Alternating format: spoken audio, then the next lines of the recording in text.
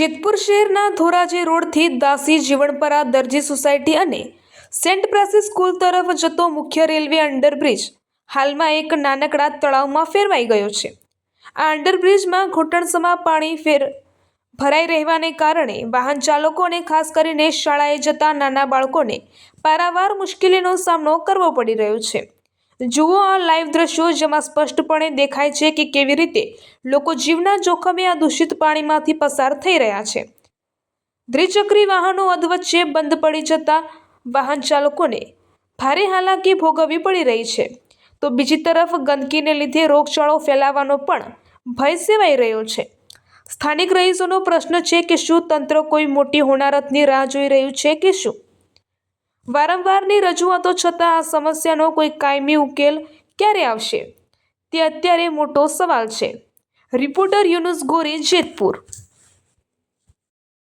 કમલેશભાઈ આસવાણી। અહીંયા શું સમસ્યા છે?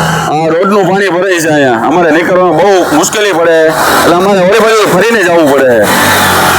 આ બાજુથી નીકળાય એમ નથી ગાડી। અહીંયાથી તમારા બાળકો અહીંયા સ્કૂલમાં ભણે? હા, સેન્ટ ફ્રાન્સિસ સ્કૂલમાં ભણે છે। તો તમારે રોજનો રસ્તો? મારે રોજ સવારે જવાનું ને બપોરે 1 વાગે અહીંથી તેડીને નીકળવાનું હોય પાછું।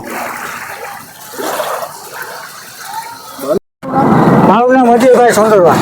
શું સમસ્યા છે? સમસ્યા સાહેબ એવી છે કે અહીંયા વારંવાર પાણી ભરાય છે અને આવવા જવામાં બહુ જાતી તકલીફ પડે છે। તમે આ સમસ્યા વિશે કોઈને જાણ કરી? જાણ ઘણી વખત કરેલી છે, પણ કોઈ તંત્રમાં કોઈ ધ્યાન દેતા નથી આમાં આવીને। કોઈ નંબર છે? ત્યાં નંબર લખેલો છે, આપણે એ નંબર ઉપર ફોન કરીએ છીએ પણ કોઈ જવાબ દેતા નથી આપણે આવીને। બરોબર, આ તમે જો ગાડી ડૂબી જાય એટલું પાણી ભરેલું છે અત્યારે। આ કામે ધંધે જતા વ્યક્તિઓ અમારે કેવી રીતના હાલવું ચાલુ હોય ને? તમારે અહીંયા રોજ નીકળવું? અમારે ડેલી સર્વિસનો રૂટીન આ જ રસ્તો છે અમારે જવાનો ઘરે।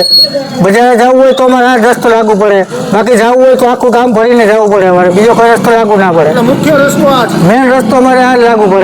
બાળકો સ્કૂલે પણ આ રસ્તે? આ રસ્તેથી જ બાળકો પર સ્કૂલે જાય। હવે આ પાણી ભરેલું છે, આમાં ગાડી બંધ પડી ગઈ તો બાળકો બિચારા ક્યાં જવાના? એવી સમસ્યા છે સાહેબ આની અંદર અત્યારે। શું થયું ભાઈ? આપણે પાણીના કારણે ગાડી બંધ પડી ગઈ। આ પાણીના કારણે ગાડી બંધ પડી ગઈ? હા તો અંદરથી ખાઈ ગઈ એમાં? હા, કેટલું પાણી ભરેલું છે? બહુ વધારે, અડધું ટાયર ડૂબી ગયો। રોજ અહીંથી જ નીકળવું? હા રોજ આટલું જ પાણી હા, ભરેલું?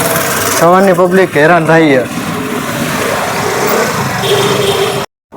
વિકાસભાઈ વિરડીયા। આ પુલની અંદરથી નીકળવામાં શું તકલીફ થાય છે? આમાં રોજ પાણી ભરાયેલું રહે છે ને, અહીંથી કોઈ નિકાલ થતો જ નથી। તમે દરરોજ અહીંથી નીકળો? હા, રોજ મારો રસ્તો જ આ।